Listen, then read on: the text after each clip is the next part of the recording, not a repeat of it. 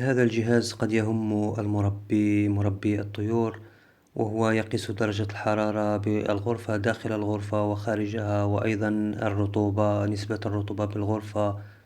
وهذه سرنجة بجودة جيدة جدا، عالية الجودة، للإطعام اليدوي للفراخ الصغيرة. وهذا مصباح لرؤية أو لفحص البيض المخصب من عدمه، هو جهاز جيد جدا. تابعوا التفاصيل والشرح، ومرحبا بالجميع.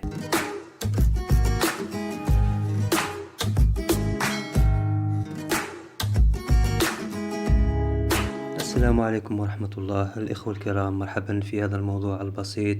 سنتحدث عن 3 أجهزة قد وصلتني حديثا في هذه الأيام، اشتريتها. وهذا الجهاز هو يقيس درجة الحرارة في الغرفة داخل الغرفة وخارجها.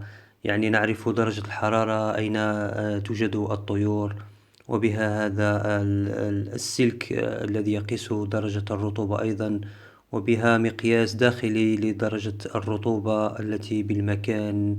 وهو خفيف هذا الجهاز وجيد كما يبدو. أنا أستعمله فقط لعدة أيام، جديد، هو جديد، وأنا سأجربه إن شاء الله. ويبدو أن العديد من المربين الذين اشتروه يقولون أنه جيد وممتاز. وأيضا الأجانب، وليسوا فقط العرب أو المسلمين فقط، هم أجانب أيضا. أقصد أنهم أجانب من عدة دول تقتني هذا الجهاز. وأنا أحببته صراحة، لأن كما نعلم وقد تحدثت عن هذا الموضوع، قياس درجة الحرارة، وخصوصا الرطوبة إذا كانت عالية فستكون مشاكل بمكان تربية الطيور. إما الطيور الكبيرة ستصاب بعدة أمراض، وأيضا البيض إن كان موسم الإنتاج فممكن أن لا تفقس الفراخ، أو لا تفقس، أو البيض لا يفقس، ومشاكل أخرى. وهذه السرنجة أيضا هي جيدة وبجودة عالية صراحة، لقد تفحصتها وهي جيدة جدا. وأيضا ممكن هي للاستعمال للإطعام اليدوي للفراخ. وبها أحجام، أنا اخترت الحجم تقريبا الكبير، بها حجم متوسط أقل من هذا، وبها حجم صغير نوعا ما. بها حتى أدوات وأجزاء للتغيير أو للغيار. وهذا ما أحببته في هذا المنتج. ممكن أن تغير أي قطعة في هذا المنتج إن فسدت أو تكسرت. البلاستيك يبدو جيد جدا، مادة بجودة عالية، وهي سهلة النظافة أو التنظيف. سهل التنظيف لأنك تفتحها بهذه الطريقة وتنظف من الداخل هذا المنتج. أيضا لتعبئته من الداخل بمادة الإطعام أو خلطة الإطعام، بسهولة جدا. هكذا تفتح، وللتنظيف تنظف بشكل سهل. أيضا بها هذه القطعة من السيليكون تكون هي على شكل دائري من فوق، تحول دون مرور الطعام من الجوانب، لينزل فقط إلى الأسفل كي يمر ويخرج للإطعام للاستعمال. وأيضا هذه المادة ممكن أن تغير، لأن تأتي مع المنتج قطعة ثانية. هذا شيء جميل صراحة. وبهذه الطريقة تغلق، عند ملئها تغلق، وهكذا تستعمل بشكل جيد. حتى هذه الإبرة بها مقياسات أو مقاييس. فأنا اشتريت الصغيرة، أظن أنها الصغيرة، فبها عدة مقاييس هذه الإبرة، وسترون رقمها. فبها عدة أحجام هذه الإبر، على حسب الفراخ إن كانت حديثة الفقس أو أكبر من أسبوع، أو حتى على حسب الطيور التي نطعمها، إن كانت صغيرة الحجم أو كبيرة نوعا ما أو حتى كبيرة. مثلا الحساسين أو الكناري تحتاج إبرة، هذا الرأس من الإبرة هو الصغير، أو الذي يعلوه بنسبة صغيرة أو قليلة. وهناك الطيور الببغاوات التي حجمها كبير، فنحتاج يعني إبرة متوسطة إلى كبيرة أيضا على حسب العمر. هذه الإبرة أو الرأس المنفصل يركب بسهولة، وأيضا يفتح بسهولة، وهكذا يعني نستعمله بشكل سلس. كل المنتج جيد وجميل.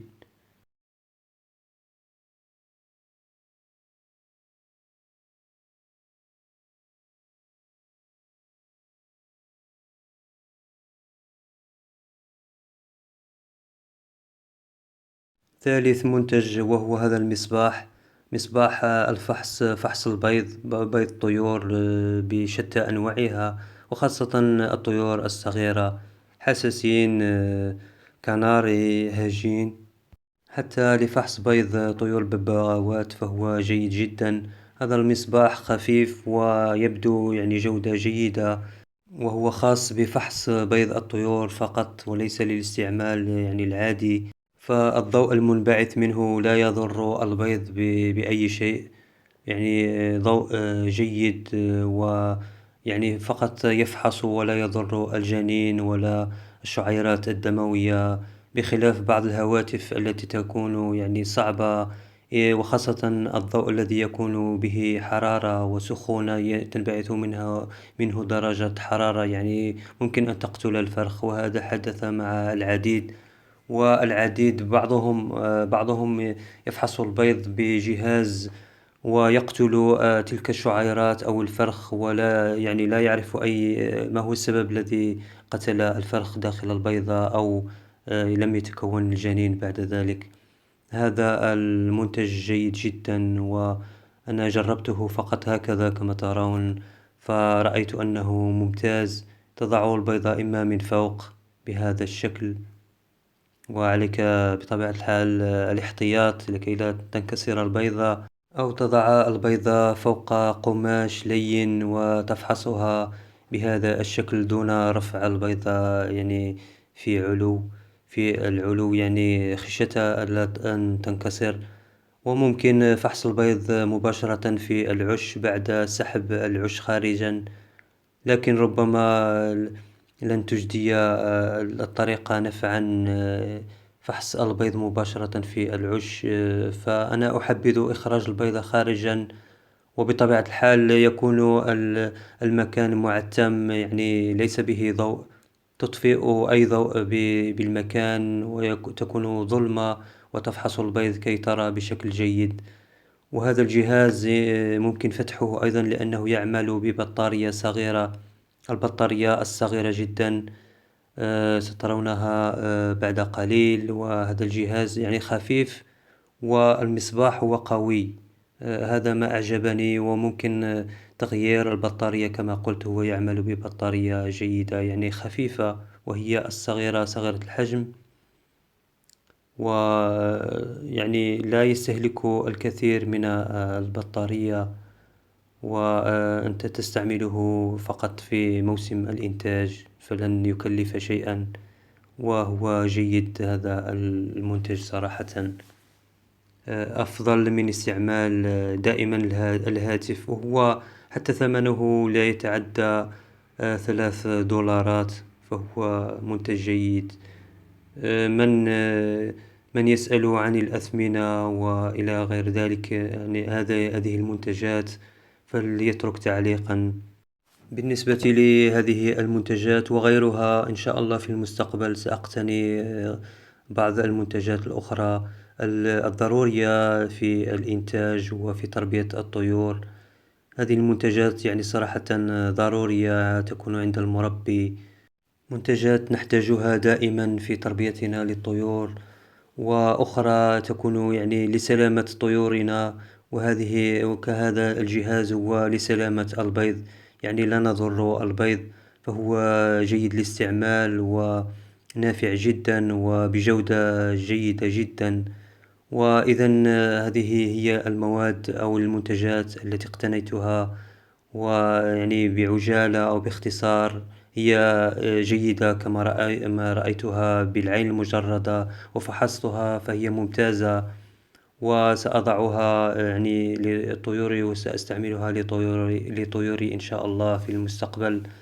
وأنا قد بدأت باستعمال مقياس الحرارة ومقياس الرطوبة، هذا الذي ترون، وهو يقيس درجة الحرارة الداخلية والخارجية.